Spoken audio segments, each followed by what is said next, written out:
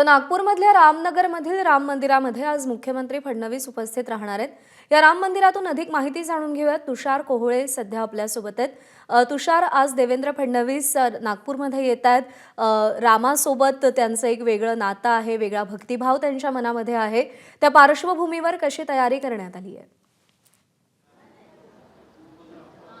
निश्चितच मुख्यमंत्री देवेंद्र फडणवीस नागपूरच्या दोन्ही राम मंदिरचे जे कार्यक्रम असतात तिथे सहभागी होतात। एक तर पोद्दारेश्वर राम मंदिर, जिथे एक रामनवमीनिमित्त शोभायात्रा निघते, त्यावेळेस प्रभू रामचंद्राचा रथ नागपूरचे सर्व पक्षीय राजकीय नेते ते ओढतात।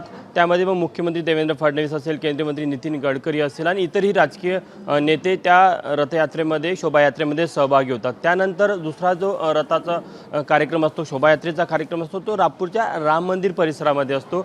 रामनगर इथल्या राम मंदिर परिसरामध्ये देखील मुख्यमंत्री देवेंद्र फडणवीस येतात आणि ते देखील या शोभायात्रेमध्ये सहभाग नोंदवतात, इथलं दर्शन घेतात। आपण सध्या रामनगरच्या राम मंदिर परिसरामध्ये आहे आणि राम मंदिरातल्या आतमधलं जर का हे दृश्य बघितलं तर अत्यंत सुंदर अशा फुलाच्या आरसने हे संपूर्ण मंदिर सजवण्यात आलेलं आहे।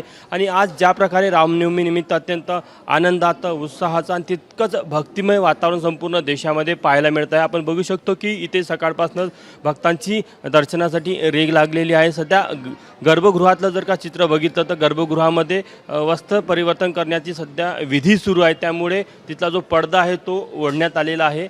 मात्र एकंदरीतच ज्या प्रकारे ही सजावट करण्यात आलेली आहे आणि इथलं जे वातावरण आहे त्यावरनं निश्चितच आपल्याला पाहायला मिळतं की कशा प्रकारे नागपूर असेल किंवा राज्यातल्या वेगवेगळ्या शहरामध्ये आज रामनवमीनिमित्त भक्तिमय वातावरण पाहायला मिळतं आहे। साधारण 4 वाजता नागपूरच्या पोद्दारेश्वर राम मंदिरामध्ये शोभायात्रेला सुरुवात होते आणि 5 वाजता या रामनगरमधल्या शोभायात्रेला सुरुवात होते। दोन्ही शोभायात्रेला आज मुख्यमंत्री देवेंद्र फडणवीस हजेरी लावणार आहे।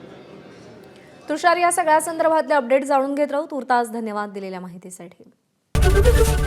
एबीपी माझा, उघडा डोळे बघा नीट।